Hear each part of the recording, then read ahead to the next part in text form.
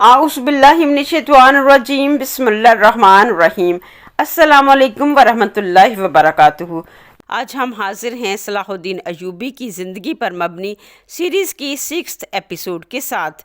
Last episode में हमने जाना सलाहुद्दीन अस्कलान को सलीबियों से महफूज रखना चाहते हैं। वो अपने बाबा नूरुद्दीन ज़ंगी से इजाज़त तलब करते हैं ताकि उन्हें फ़ौजी कमक फराहम की जाए। नूरुद्दीन ज़ंगी मशावरत कमेटी का इजलास तलब करते हैं। किसी हतमी फ़ैसले पर पहुंचने से कबल यरूशलेम का बादशाह बारबन दरबार ज़ंगी में आता है और सलाहुद्दीन पर इल्ज़ाम लगाता है कि सलाहुद्दीन ने गब्रियाल पर कातलाना हमला किया है और हमला करने वाली लड़की को फ़रार करा दिया है। अब आपको उसकी सज़ा भुगतनी होगी। नूरुद्दीन के सामने वो शर्त रखता है कि अगर ज़ंगी हुकूमत ने अस्कलान की मदद की तो हाजियों का कत्ले आम किया जाएगा। एक भी हाजी सही सलामत मक्का ना पहुँच पाएगा। नूरुद्दीन ने हाजियों के तहफ़्फ़ुज़ के लिए अस्कलान की मदद करने से हाथ रोक लिया और सलाहुद्दीन को हुक्म दिया कि वो अस्कलान की मदद नहीं करेंगे। सलाहुद्दीन हुकूमती फ़ैसले से अपने साथियों को आगाह करते हैं और उन्हें बताते हैं कि मैं ज़रूर अस्कलान की मदद करूँगा, क्या तुम लोग मेरे साथ हो? तमाम साथी सलाहुद्दीन के साथ जाने को तैयार हो जाते हैं। वो सब जानते थे हुकूमती फ़ैसले के ख़िलाफ़ जाना हुकूमत के साथ बगावत है और बगावत की सज़ा सज़ाए मौत है। सलाहुद्दीन तुरान शाह को कहते हैं, तुरान शाह आप दमिश्क में रहिए क्योंकि इसका नतीजा मौत भी हो सकता है। तुरान शाह कहता है, शहादत मुसलमान के लिए काबिल फ़ख्र है। शहादत हमारी तरजीहात में से है और आप मेरे रज़ाई भाई भी हैं और मैं अपने भाइयों को अकेला ना छोड़ूंगा, मुझे अपने साथ ले चलिए। सलाहुद्दीन राज़ी हो जाते हैं। सलाहुद्दीन अपने मुट्ठी भर फ़ौज के साथ अस्कलान की राह लेते हैं। सलाहुद्दीन के अस्कलान पहुंचने से पहले ही अस्कलान पर सलीबी फ़ौज ने मुहासरा मुकम्मल कर लिया था। सलीबी फ़ौज ने अस्कलान को 3 अतराफ से घेरे में ले रखा था। अस्कलान यरूशलेम के साथ मुल्हिका एक किला नुमा इलाका था जिसके 3 अतराफ में खुश्की और चौथी साइड पर समंदर था। गब्रियाल पर हमला करने वाली खातून अस्कलान कबीले की सरदार की बेटी सुरैया थी। वो अस्कलानी फ़ौज की कायद थी। उसे ये खबर मिल चुकी थी कि सलीबी गब्रियाल की क़ियादत में अस्कलान पर हमला करने वाले हैं। इस नीयत से उसने गब्रियाल पर हमला किया कि अगर गब्रियाल कत्ल हो जाए तो सलीबी फ़ौज बग़ैर कायद के कुछ ना कर पाएगी। सुरैया के बाबा ने उसे बहुत डांटा कि तुम्हारे ये कदम हमें किसी बड़ी मुसीबत में मुब्तला कर देगा। सुरैया का नुक्ता नज़र ये था कि हमारे कोई हलीफ और साथी नहीं हैं, हमें अकेले ही अस्कलान की हिफाजत करनी होगी। सुरैया की फुप्पो आसमा भी सुरैया की नज़रियात की हमायत करती है। उन्हें खबर मिलती है सलीबी फ़ौज ने अस्कलान का मुहासरा कर लिया है। जब सलाहुद्दीन अपने साथियों के साथ अस्कलान पहुंचते हैं तो अस्कलान का मुहासरा हो चुका था। अब अस्कलान में दाखिल होने का कोई रास्ता नहीं था सिवाय नहरी रास्ते के। सलाहुद्दीन और उनके साथियों ने नहर में छलांग लगा दी। वो हर सूरत इस मुकद्दस काम में हिस्सा लेना चाहते थे। गब्रियाल का मुखबर उसे खबर देता है, नूरुद्दीन ने बारबन के साथ हाजियों के तहफ़्फ़ुज़ के इवज़ अस्कलान की मदद ना करने का वादा कर लिया है, लेकिन इसके बावजूद सलाहुद्दीन अपने साथियों के साथ अस्कलान आ रहा है।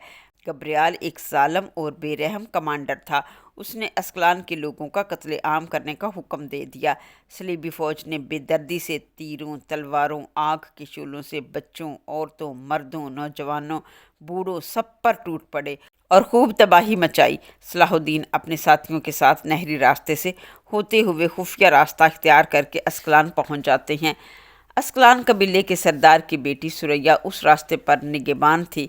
सुरैया ने सलाहुद्दीन को और सलाहुद्दीन ने सुरैया को पहचान लिया। सुरैया पूछती है, तुम कौन हो और यहाँ क्यों आए हो? सलाहुद्दीन बताते हैं, मेरा मकसद सिर्फ़ आपकी मदद करना है। सुरैया पूछती है, पहले अपना तारुफ़ कराओ। सलाहुद्दीन अपना तारुफ़ कराते हैं, मैं नूरुद्दीन ज़ंगी का बेटा सलाहुद्दीन हूँ। सुरैया सलाहुद्दीन और उसके साथियों को लेकर अपने बाबा के पास आती है और उनका तारुफ़ कराती है। सलाहुद्दीन नूरुद्दीन का बेटा ये नाम सुनते ही सुरैया का बाप अपनी तलवार निकाल लेता है और कहता है, दुश्मन का बेटा मेरी मदद करने आया है, तुम किसको बना रहे हो? सलाहुद्दीन कहते हैं, मैं किसी को नहीं बना रहा।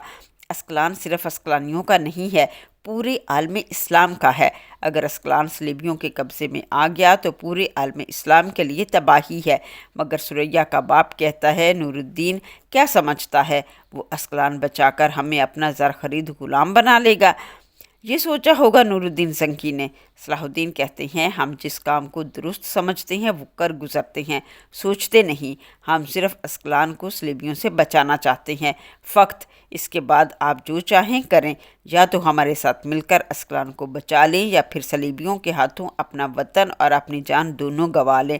ثریا مشورہ دیتی ہے ہمیں دیکھ لینا چاہیے کہ یہ ہماری مدد کیسے کریں گے، پھر فیصلہ کریں گے یہ ہمارے دوست ہیں یا دشمن۔ ثریا کا بھائی خلیل کہتا ہے بابا ہمیں ان کی مدد لینی چاہیے، ہمارے پاس سپاہی نہیں ہے، اور پھر یہ سرحدی فوجی ہیں جو ایک فوجی 10 صلیبیوں پر بھاری ہے۔ اسکلان کا سردار ان کی مدد لینے کو تیار ہو جاتا ہے۔ گبریال کو مخبر بتاتے ہیں صلاح الدین کو اسکلان کے آس پاس نہیں دیکھا گیا، غالباً محاصرہ دیکھ کر اس نے اپنا ارادہ بدل لیا ہے۔ مگر گبریال کو شک تھا کہ صلاح الدین کسی نہ کسی طرح اسکلان کے اندر پہنچ کر رہے گا۔ نورالدین نے اپنا فوجی دستہ نہیں بھیجا، اور صلاح الدین کے پاس صرف چند سپاہی ہیں، اور وہ چند سپاہیوں کے ساتھ ہمارا کچھ نہیں بگاڑ سکتا۔ گبریال اور صلیبی فوج صلاح الدین کے نام سے بھی ڈرتے تھے۔ صلاح الدین قبیلے کے سردار کے ساتھ مل کر صلیبی فوج کا مقابلہ کرنے کی منصوبہ بندی کرتے ہیں۔ صلاح الدین مشورہ دیتے ہیں صلیبی فوج کے جہاز بحری رستے سے آئیں گے، سمندر میں بحری بیڑوں کے ذریعے دفاعی دیوار بنا دی جائے۔ ثریا چاہتی ہے کہ بحری جنگ کی قیادت وہ کرے گی، مگر صلاح الدین کہتے ہیں کہ وہ بہتر طریقے سے سمندری جنگ لڑ سکتے ہیں۔ ثریا کے فادر صلاح الدین کی منصوبہ بندی کو اہمیت دیتے ہیں۔ شہنشاہ اور توران شاہ بحری دفاع بنانے پر مامور کیے جاتے ہیں۔ صلاح الدین حکم دیتے ہیں سمندر میں بحری جہازوں کی مدد سے ڈیفینسو دیوار بنائی جائے، حالات جیسے بھی ہوں، ہار یا جیت، دفاعی دیوار کو نہ توڑا جائے۔ توران شاہ اور شہنشاہ کہتے ہیں جو حکم یا امیر، اور چلے جاتے ہیں۔ ثریا کی پھپھو آسما اپنے بھائی سے ناراض ہوتی ہے کہ آپ نے ایک دشمن سے نپٹنے کے لیے دوسرے دشمن سے مدد لے لی ہے۔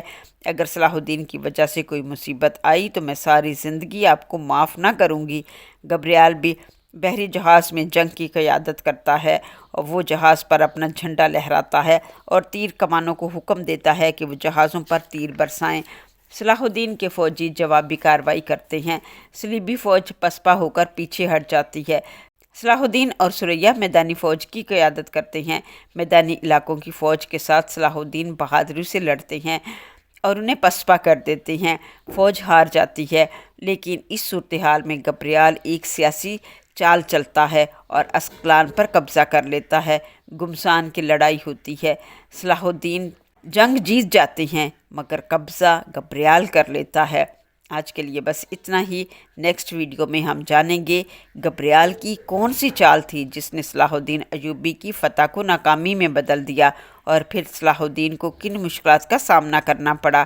یہ سب جاننے کے لیے ہمارے ساتھ جڑے رہیے۔ ملتے ہیں نیکسٹ ایپیسوڈ میں، تب تک کے لیے اللہ حافظ، اسٹے بلیسڈ۔